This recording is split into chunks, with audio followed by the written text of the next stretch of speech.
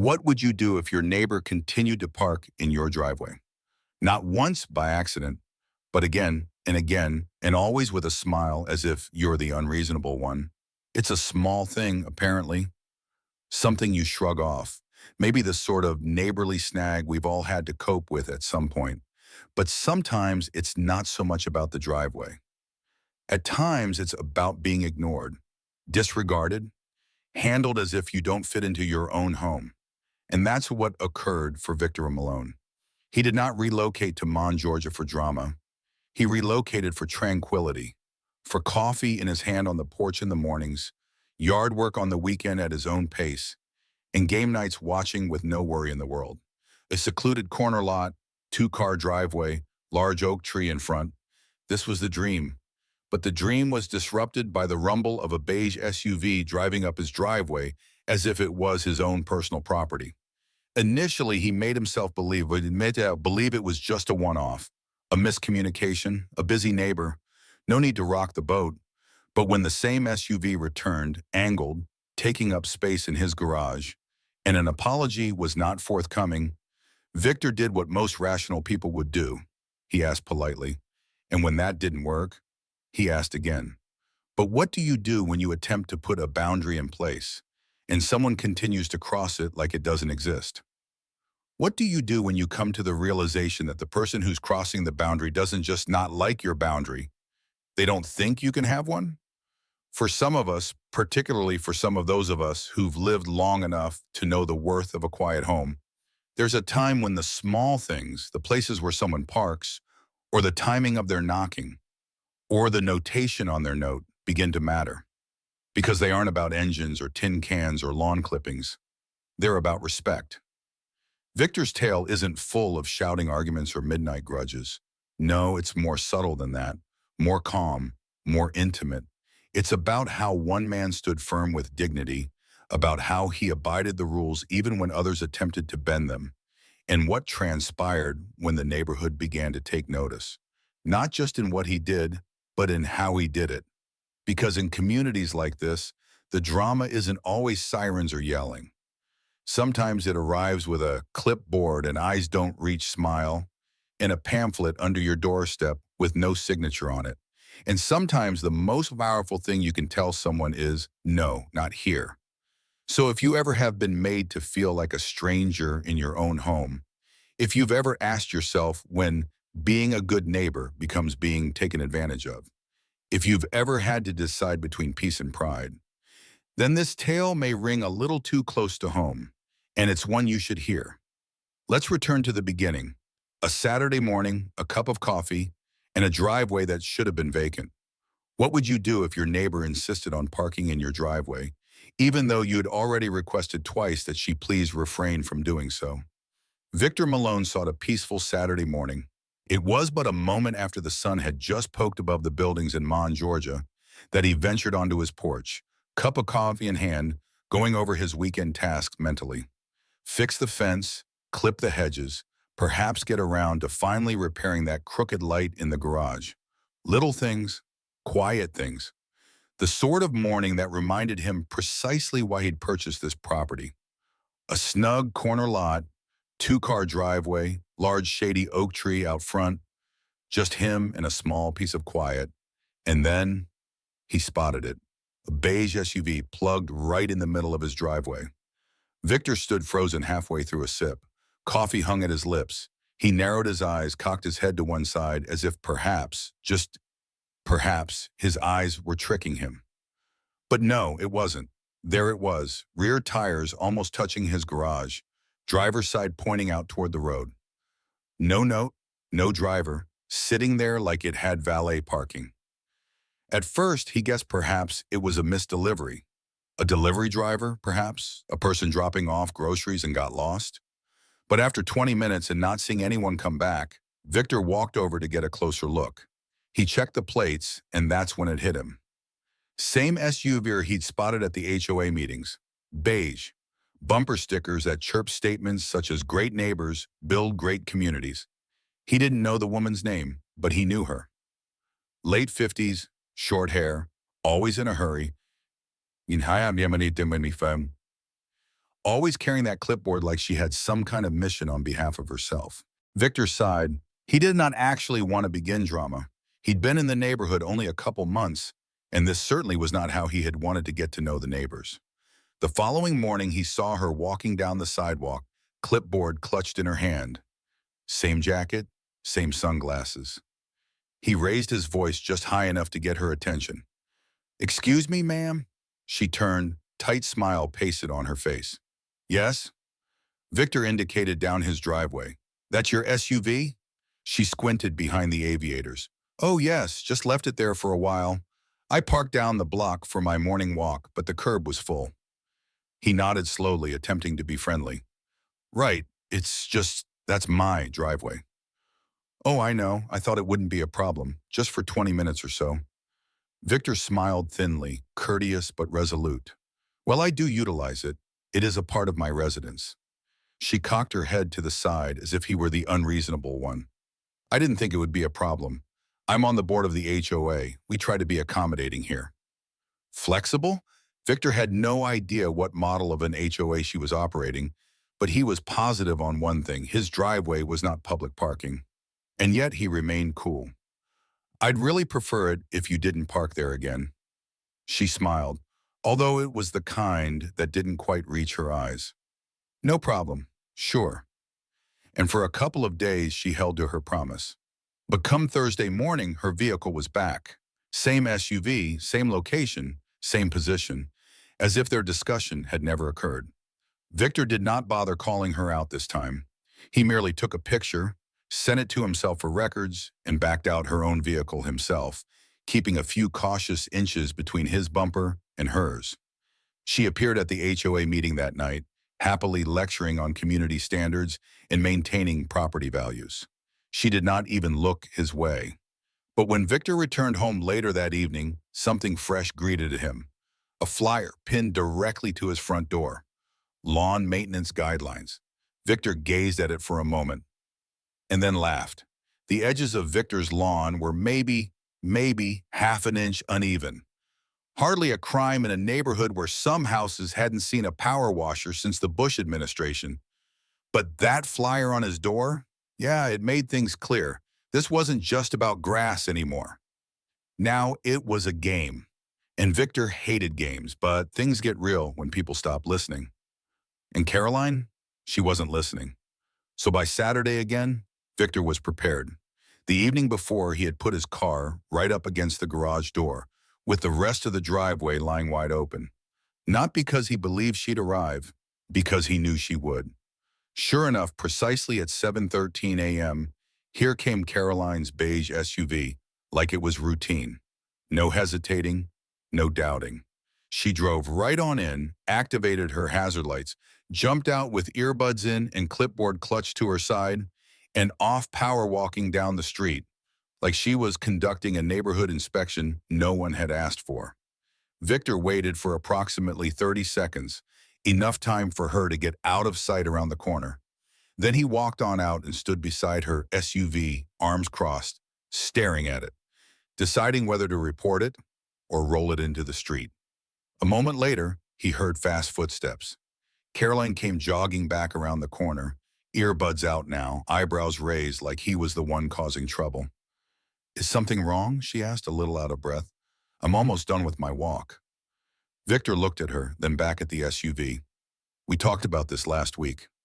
She wiped her brow with the arm of her bright blue coat.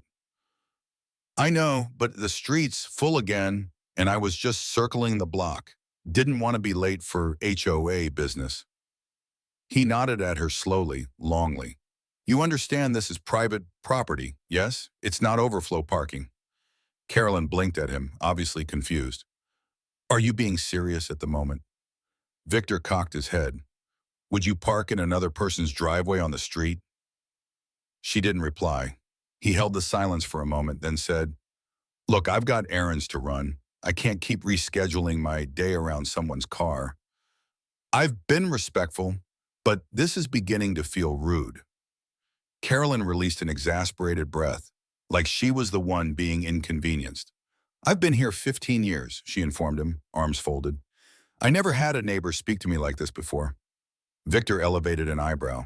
You're saying a neighbor telling you not to park in their drive? She said nothing to this, just stomped over to her driver's side door, grumbling something to herself about courtesy and new people with no sense of community. Victor said nothing further. He simply stood and watched her retreat. Her tires squeaked a bit as she backed down the street. She halted in mid-block, rolled down her window, and yelled, "Perhaps you should attend more HOA meetings. Could help you get settled in better." He didn't respond, simply turned, went back inside, and closed the door. He complained to his cousin later that afternoon on the phone. "Bro," his cousin chuckled, "you live in one of those Stepford subdivisions, huh?" Victor chuckled along with him, but shook his head. "I just didn't think I'd have to guard my own driveway, man. Work's already a monster. I just want to cut my lawn and watch ESPN in peace without someone running up on my house like it's the Target overflow lot." His cousin offered a suggestion that put a stop to Victor. "Get a sign, private property, tow away zone, stick it right where she parks." Victor considered it. A large chunk of him didn't want things to come to this. He was still holding out hope for just a little sense. But then Monday morning arrived. He was halfway out the door, lunch in hand, laptop bag slung over his shoulder. It was chilly that morning, and the SUV was back. But this time it wasn't even straight parked. It was angled, as if she'd swooped into the space and didn't care whether she took up half the sidewalk. A rolled-up newspaper collected dust on her windshield, as if even she hadn't planned on lingering long enough to read it. Victor did not bother to look around the neighborhood for her. He simply got out his phone, snapped a photo, and pulled up the HOA contact list from his welcome packet. Located the general inbox, crafted a brief email, added the photo attachment, and sent it off. That evening, still no communication from the HOA. But at 7:30 p.m., there was a knock on the door. Victor opened it to reveal Caroline standing there, piece of paper in hand, and an expression on her face that told him everything. She knew precisely what he'd done. "I received your email," she said matter-of-factly. "You didn't have to do it that way. You could have come to me first." "I did," Victor said peacefully. She wagged the piece of paper, annoyance evident in her stance. "This doesn't feel aggressive." Victor folded his arms. "And so does blocking my driveway 3 times in a week." They stood there silently, just staring at one another. Finally, Caroline's expression furrowed. "I promise I won't park there again," she said. "I hope we can put this behind us." Victor nodded curtly. "That's all I ever wanted." She turned and walked away, clipboard under her arm as usual. Victor lingered in the doorway for a few additional seconds, the night air still in a manner that seemed taut, packed. But the thing is, when a person really does think the rules don't apply to them, they tend not to quit just because you have asked politely. For approximately a week, however, it seemed like perhaps, maybe even probably not this. No SUV, no brochures, no strange encounters, just regular days, work, lawn work, TV nights with his feet up and basketball. Victor even found himself thinking, perhaps she needed that prod. Perhaps she heard the message. But then, one afternoon when he drove up into the driveway, something fluttered around the mailbox. A neon orange card, jammed straight into the crevice between the wood and the slot. Yard appearance infraction notice. Victor gazed at it for a long second before yanking it out. His lawn wasn't long. His hedges were neat. But there it was. A blank form letter with tiny check boxes. One was checked. Uneven edging along walkway. Please address within 5 business days. He scanned up and down the block. Half the houses had lawns in poorer condition than his, including old Mr. Jennings' house across the street, where the grass hadn't been cut since Memorial Day. Victor's sidewalk? Clean, orderly, perhaps not golf course worthy, but certainly not a code violation. This was personal. He didn't even take the trouble of calling the HOA this time. He just took a pair of garden shears, trimmed the edge so it was over with, and left it be. He was not going to play her game. Not yet. But things continued to happen. Subtle things, frivolous things. One morning he discovered his trash cans pulled 2 feet out into the street rather than left flush with the curb. Another day a giant arrow was drawn on the sidewalk leading right to his house, with "needs power washing" written next to it. Then there was dog poop. 2 different days, same location, on the very edge of his walkway, no bag, no cleanup. Each one, no big deal. But all of them, it added up, like a slow drip in a glass. Victor began a notebook. Dates, teams of notes, a brief list of things most people wouldn't even pay attention to, but he was paying attention. And the trend was difficult to overlook. The last straw was at a Zoom meeting at work. Victor was hunched over his desk in the middle of a coding spree, completely in the zone, when the doorbell sounded. It was 11:30 a.m. He looked at the Ring app on his phone, and there she was. Caroline, arms crossed, staring directly into the camera. Victor paused, then replied via intercom. "Can I help you?" Her tone was cheerful, too cheerful. "Hi, I just wanted to mention that you left your recycling bin out past 10 a.m. Thought I'd give you a little reminder. It's in the HOA handbook." Victor blinked. "You rang my doorbell for that?" She smiled into the camera. Thought a friendly reminder would be better than another notice. He forced a polite nod. "Got it. I'll set an alarm next time." Still smiling, she leaned in just a little, just trying to keep the neighborhood looking nice. And then she turned and walked away, her tone sweet, her smirk unmistakable. The Ring camera caught everything, her expression, her words, her walk back down the driveway. Victor slumped into his chair and exhaled deeply. This wasn't in his imagination. He wasn't being too sensitive. This was on purpose. That evening, he phoned his friend Darnell. Darnell lived several hours away in Columbus and had been fighting his own HOA demons for the last 2 years. Victor explained it all. She's not yelling. She's not being in-your-face rude. But it's this steady, slow burn. Like she's constantly reminding me I don't belong here. Darnell didn't sugarcoat. "You know what you're up against, right?" Victor didn't deflect. "She considers you temporary," Darnell went on. "Like your name's written in pencil and hers is in permanent marker." Victor gazed at the notebook in front of him. "I'm not leaving." "Then start acting like it," Darnell said. "You pay dues just like everyone else. You've got proof. It's time to stop playing defense." Victor didn't say much after that. But later that night, he took Darnell's advice. He went online and ordered 2 metal signs. Private property, driveway parking by permit, only violators will be towed. And below that, in bold, "This is not a public parking space." One went up by the garage, the other one at the back of the driveway, close to the sidewalk. 2 days later, someone stripped one halfway off the post. Victor laughed when he saw that. But this time, he didn't just photograph it. He called the towing company, praised them for asking exactly what they'd need to approve a tow. And then there was Thursday morning. It began like any other. Victor awoke at 6:30, showered, dressed, coffee in his hand, having a moment in front of the living room window, when he saw outside and almost spilled his mug. The beige SUV returned, but this time it was not just sitting out in the driveway. It was basically up against his garage door, crooked and open like someone had swung in unguardedly and just left without a second glance. It was practically blocking everything, his own vehicle and the way to his front entrance. Victor gazed at it for a full 5 seconds, blinking. Then he picked up his phone, went outside, and started snapping pictures. Every possible angle. License plate number. How far off the sidewalk she was. Even a side shot to demonstrate how impossible it'd be to back out without scratching her bumper. He looked at his Ring feed. She'd arrived only 20 minutes before, and again, had run off down the sidewalk, earbuds in, clipboard clutched under her arm. But this time, she didn't return immediately. 30 minutes went by, then an hour. Victor had blown a team call and was in mid-email to his boss explaining the delay when the Ring alert rang once more. Carolyn was back, still running, still clutching clipboard. No urgency. Victor walked outside and stood beside the hood of her SUV, arms crossed. She slowed as she noticed him, removing one earbud. "Oh," she said matter-of-factly. "Good morning. I was just completing my rounds." Victor didn't smile.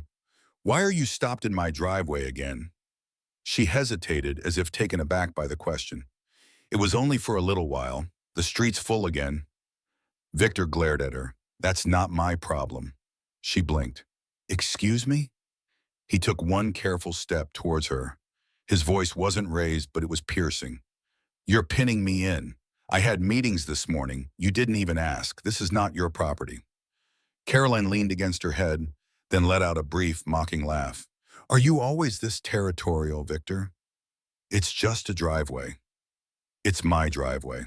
There was a flicker in her expression, quick but noticeable. She heard the edge in his voice. Her face tightened as she walked to her car, keys already in hand.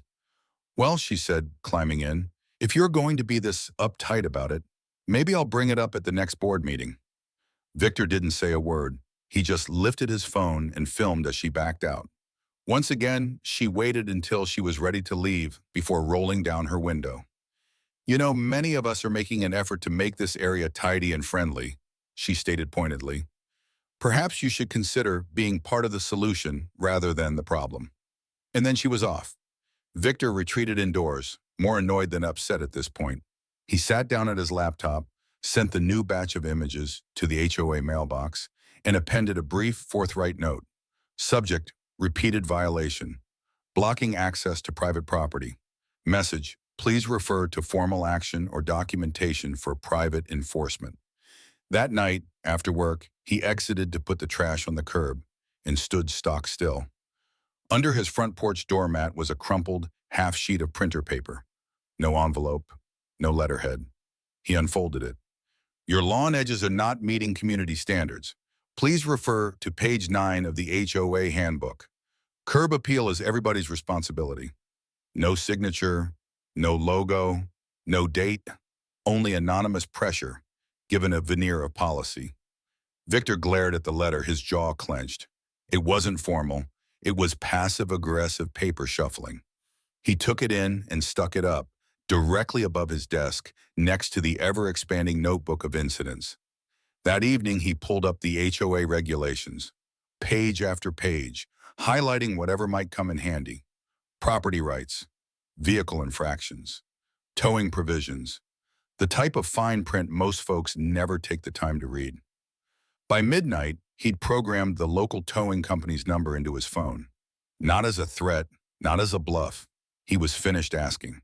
Because when one person repeatedly parks on another person's property after that other person has asked them not to, it isn't a misunderstanding anymore.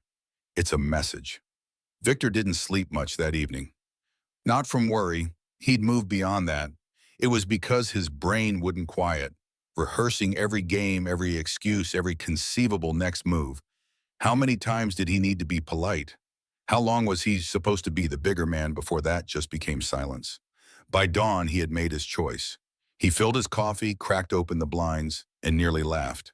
There it was again, that same beige SUV creeping down the street like clockwork. It paused for a moment in front of his driveway, and then eased right in.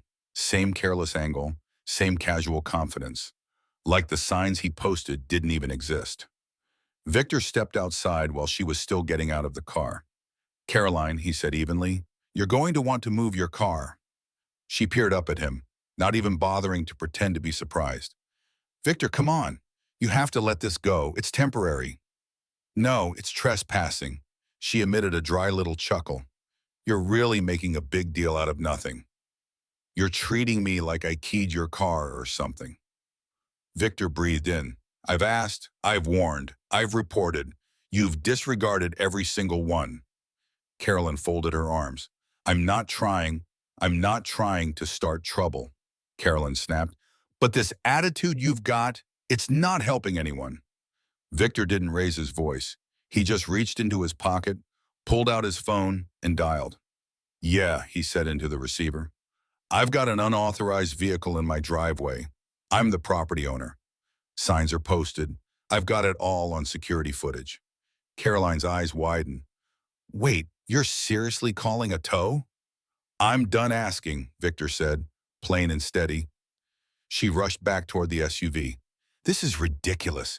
You're really going to have me towed over a few minutes of parking? Who does that? Victor didn't answer. He just turned around and walked back inside, leaving the front door open behind him, so she could hear the dispatcher confirming the truck was en route. 22 minutes passed before the tow truck showed up. It crept in slow and heavy, like it wasn't joking around. Caroline was agitated by then, phone held to her ear, gesticulating wildly at the tow driver, then at Victor's ring camera, then at her SUV. The driver said nothing. He just stared at Victor, who emerged with his ID and his proof of ownership. Within minutes, the beige SUV was hitched and lifted right off the ground. Caroline stood there, watching her vehicle rise like her dignity was being hauled away with it. "You'll regret this," she snapped as the truck started to pull out. "I'm going to file a harassment complaint." "I'll take this to the board." Victor just shrugged. "I've already emailed the board with pictures and timestamps." She glared at him, face red, eyes flashing between anger and humiliation. Then she whirled and stomped down the street, still on the phone, still yelling as she vanished around the corner. Victor didn't whoop, he didn't grin. He just stood on the front porch, watching the taillights of the tow truck vanishing. He didn't feel victorious. He just felt exhausted. That afternoon, the neighborhood app glowed like a Christmas tree. Someone across the street, who had a doorbell cam of her own, posted the whole tow on video. No voiceover, no edits, just raw video of Caroline losing it in front of Victor's house. And it spread quickly. First on the neighborhood app, then clipped and reshared on Facebook. Before evening, it found its way to a suburban drama Instagram page, where the comments rolled in tough. Imagine not paying attention to a sign in your neighbor's warning and still playing dumb. The woman actually thought HOA meant she could park wherever she pleased. That man warned her 3 times. You can't even pity her at that point. Victor didn't respond to anything. Didn't post, didn't comment, just read it all in silence, drinking his tea. But by Friday morning, the video wasn't local anymore. It had more than 30,000 views. Someone even posted it on TikTok with dramatic music and a text overlay. "When you think the HOA makes you untouchable." And suddenly it wasn't about driveways anymore. It was about pride. Victor hoped that was the end of it. He really did. And for a couple of days, it looked like it was. Following the tow, there were 3 blissfully quiet days. No SUV, no flyers, no surprise door knocks with fake smiles. Caroline vanished, like she'd gone off somewhere to regroup and lick her wounds. Victor began to breathe easy again. Then came Tuesday morning. He opened his door, lunch in one hand, laptop bag slung over his shoulder, and froze. The SUV again. Same place, same position, same infuriating assertion. Except this time, it was parked further into the driveway, as if she were saying, "What are you going to do, tow me again?" Victor stood there for a moment, blinking, as if he'd wandered into some HOA version of Groundhog Day. Then he grabbed his phone, called the towing company calmly, and spoke. "She's back." They didn't even ask many questions. No questions today. The towing firm already had the address. While he waited, Victor returned inside and poured himself a cup of coffee. He wasn't angry. He wasn't even surprised. He was just done. 15 minutes went by and the tow truck came. Same driver as before. Apparently, Caroline had seen it from down the street, because suddenly she was running toward the house. Robe flapping, slippers half on, full face of panic. "Wait, wait," she yelled. The tow truck did not slow. Victor got out just as the driver began to hook up the SUV. Caroline almost fell over her own feet, reaching the sidewalk. "You can't do this again. That's harassment. I was only parked here for 20 minutes. Victor did not flinch. "Doesn't matter. Signs are up. You were warned again." She whirled about, waving arms. "I thought we discussed this." Victor remained level-headed. "We did, more than once." The tow truck driver nodded curtly and started hoisting the car. That was when Caroline suddenly walked in front of the truck, with her arms spread wide as if she was about to stop traffic. "I live here. You can't treat me like I'm some stranger." Victor smiled wryly. "You parked in my driveway again, after being asked not to. Again." She yelled over the sound of the engine. "You're making this personal. You want to be the victim, but in reality, you're just stirring up trouble." Victor glared straight into her eyes. "No, I'm setting boundaries. You're just not accustomed to hearing the word no." That's when Deshaun, the Army veteran who lived across the street and had largely kept his distance, opened his front door. "Email you this video too, you want?" he yelled out. Caroline was caught mid-shout. Victor spun around, taken aback. You recording? Deshaun smiled and showed him his phone. Been live since she ran out in those slippers. Caroline blushed a deep shade of red. Turn it off, she snarled. It's a private issue. Deshaun chuckled. Not on someone else's property, it's not. The tow truck crept away, SUV and all. Caroline yelled after it, something between unbelievable and lawsuit, then trudged down the street on foot, grumbling to herself and wiping tears out of her eyes. Victor didn't utter a word, just crossed his arms and stared. That night, Deshaun knocked on Victor's door. Yo, he said, smiling. That clip's going wild. My niece put it up on Twitter. Somebody already made a remix out of it. Victor's eyebrow went up. Remix? Yeah, man, full soundtrack, drama score, zoom effects, the whole nine. Deshaun had pulled out his phone and pressed play. There it was, Caroline, screaming in slow motion as her SUV was lifted off the ground. Cut to Victor, calmly drinking coffee. Then Deshaun's voice off screen. You want me to send this footage to you too? The internet devoured it. More than 100,000 views in 12 hours. Thousands of comments. This guy needs a pat on the back for patience. Not the slippers again? Boundaries are beautiful. That tow truck is my spirit animal. Victor laughed. He couldn't help it. For the first time in ages, he actually smiled. But the smile dissipated when he logged on to the HOA portal later that evening. Still no response to his grievances. Still no official acknowledgement. Because while some neighbors were laughing, others were watching. And not all of them were amused. The shift started the following week. At first, it was subtle, quiet nods from folks Victor hadn't spoken to before. A thumbs up from the mail carrier. Deshaun offering a grin every time he passed by. Deshaun still passed by with his wing, always grinning and tossing out, "You're famous, nah," Ishi with a chuckle. But not everybody was amused. The lady on the corner, Beatrice or Beatrick, whatever, ceased waving when she watered her roses. The two retired neighbors 2 doors away, they began to pull their trash cans in without even looking in Victor's direction. And one day, Monday, as Victor cut his grass, he heard someone on the other side of the hedge use the word petty. It didn't long for the next HOA meeting to arrive. Victor nearly didn't make it. He felt like skipping it altogether. But there was something that told him he needed to be there. So he arrived, jeans, a polo, sat quietly in the back, and heard 30 agonizing minutes of small talk about sprinkler timers and bulk trash pickup schedules before they ever got to new business. That's when Caroline cleared her throat. She was more put together this time around. No robe, no slippers. Her hair was curled, and her clipboard sat balanced in her lap. I believe we need to talk about what's being posted on the internet, she started off, her tone calm but obviously rehearsed. There's been considerable notice drawn to our community that doesn't represent who we are. Several nodded. Some looked over at Victor.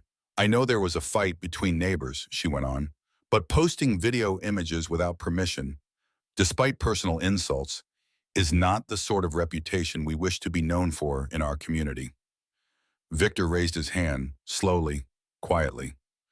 Carolyn struggled not to respond, but her jaw clenched. I didn't share anything, Victor replied softly.